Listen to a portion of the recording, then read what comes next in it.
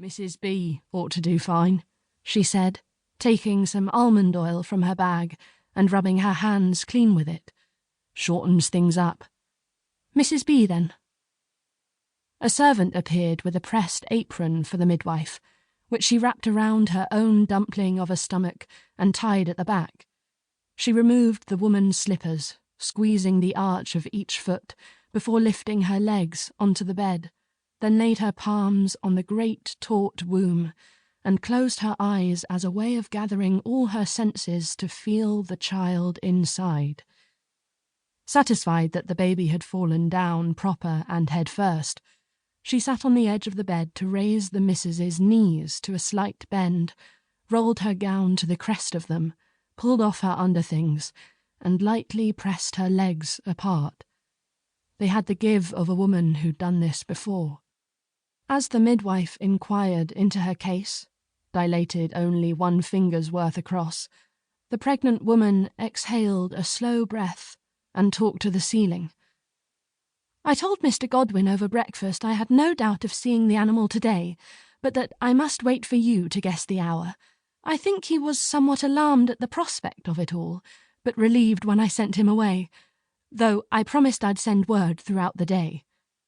"Then it'll just be the 2 of us for now." The midwife wiped her hands on her apron.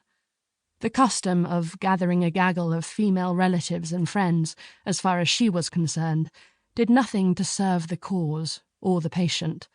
None of them, in her experience, could agree on a best course going forward or backward. Was it oyster shell powder for weak digestion, or crushed chamomile flowers, cayenne pepper or laudanum for morning sickness, a cooling or a heating diet throughout?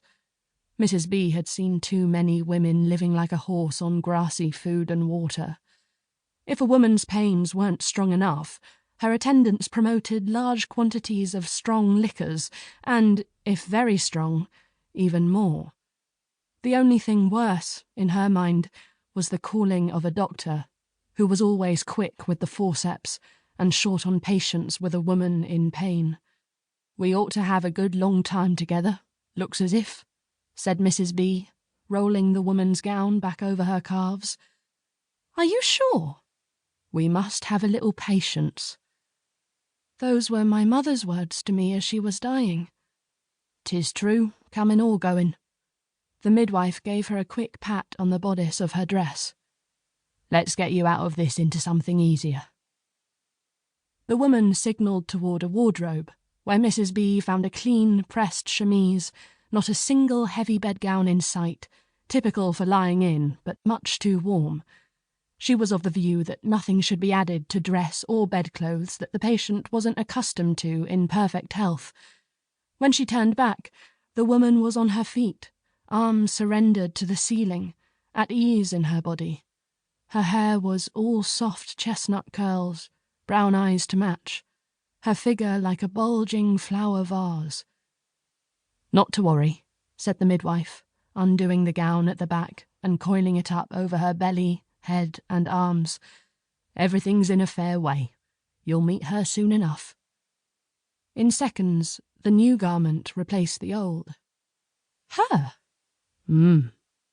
"But we were expecting Master, William. We've been expecting him from the first."